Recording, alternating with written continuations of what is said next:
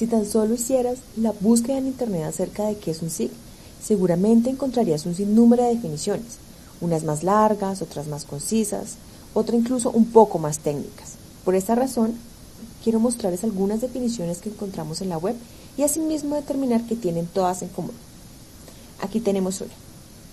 Es una integración organizada de hardware, software y datos geográficos, diseñada para capturar, almacenar, manipular, analizar y desplegar en todas sus formas la información geográficamente referenciada con el fin de resolver problemas complejos de planificación y gestión. Por otro lado, encontramos que es un sistema para la gestión, análisis y visualización de conocimiento geográfico, que se estructura en diferentes conjuntos de información. Y por último, encontramos que es una conjunción de información con herramientas informáticas, es decir, con programas informáticos o software que permita a los usuarios crear consultas interactivas, integrar, analizar y representar de una forma eficiente cualquier tipo de información geográfica referenciada. Entonces, ¿qué es un SIG? Bueno, como han podido ver y si han realizado el ejercicio de buscar en internet, otras definiciones seguramente encontraron que un SIG básicamente es un sistema informático que permite realizar diversos análisis espaciales con el fin de permitir la toma de decisiones para resolver problemas o necesidades relacionados con la planificación del territorio. En el mundo SIG hay un sinnúmero de definiciones que se deben tener en cuenta, pero para el desarrollo de esta sección les mostraré las principales definiciones que, por supuesto, todo profesional SIG debe conocer. Como hemos visto en las anteriores definiciones, les comentaba que un SIG es un sistema informático que contiene datos espaciales. Pero, ¿qué es un dato espacial? Bien, un dato espacial, como su mismo nombre lo indica, es un dato que debe poseer una ubicación geográfica y una representación o punto de referencia que lo describa. Los datos espaciales se representan de dos maneras, una como datos vectoriales y otra como datos raster. Comencemos por los vectoriales. Un dato vectorial o vector representa información a través de las siguientes tres geometrías: puntos, líneas y polígonos.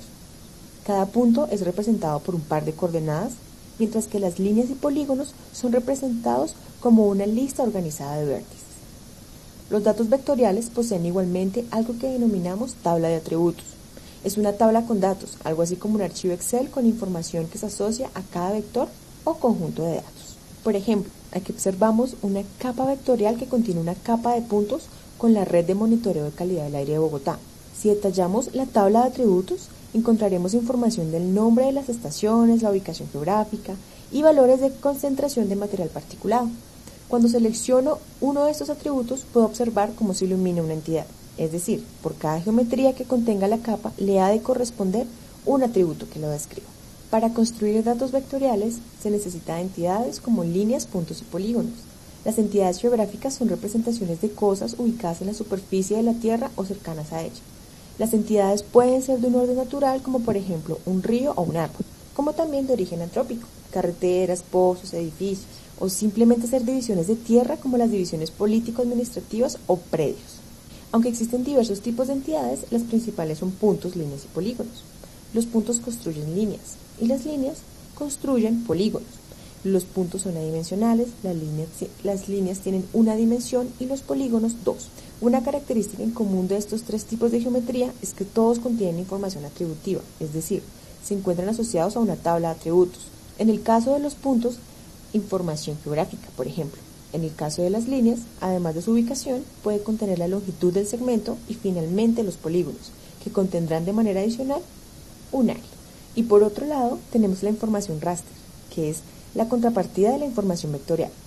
Cabe mencionar que existen otros tipos de representación, pero estos son los más importantes y por tanto nos enfocaremos en ellos. Seguramente ya han utilizado o conocido los datos raster, ya que es el tipo de dato que encontramos en las fotografías tomadas por nuestras cámaras digitales. Los datos raster son imágenes o superficies continuas y están compuestos por celdas organizadas en una cuadrícula de filas y columnas, que contienen píxeles con un tamaño fijo. Por ejemplo, si dibujáramos una grilla y el tamaño de cada uno de los cuadrados al interior es el mismo, ya podremos empezar a hablar de una superficie raster. Ahora, si le asignamos un valor a cada uno de los cuadrados que se encuentran en esta grilla, ya podremos decir que toda el área que representa cada celda le corresponde un valor. Las imágenes satelitales se definen como la representación visual de la información capturada por un sensor montado en un satélite artificial. Las imágenes también son datos raster, pero a nivel multibanda, es decir, cada celda o píxel no solamente va a contener un valor definido, sino que puede contener múltiples valores que representan los colores del espectro, rojo, verde y azul, con un valor para cada color. Los datos raster también pueden tener atributos como los datos vectoriales, pero son un poco diferentes, ya que los atributos son por valor, no por píxel. Es decir, si hay 4 celdas que tienen un valor de píxel 6, entonces a este grupo de celdas les corresponderá un solo atributo con estas mismas características. Como vemos en la grilla izquierda, cada una de las celdas tiene un color y asimismo un valor definido. Si observamos la tabla de atributos a mano derecha, podemos distinguir que solo existe un atributo por valor de celda, más no un atributo por celda. Por ejemplo, todas las celdas que tienen valor 2 corresponden a humedales, y esta característica tiene un solo atributo en particular que lo describe. Ahora, supongamos que queremos procesar nuestros datos.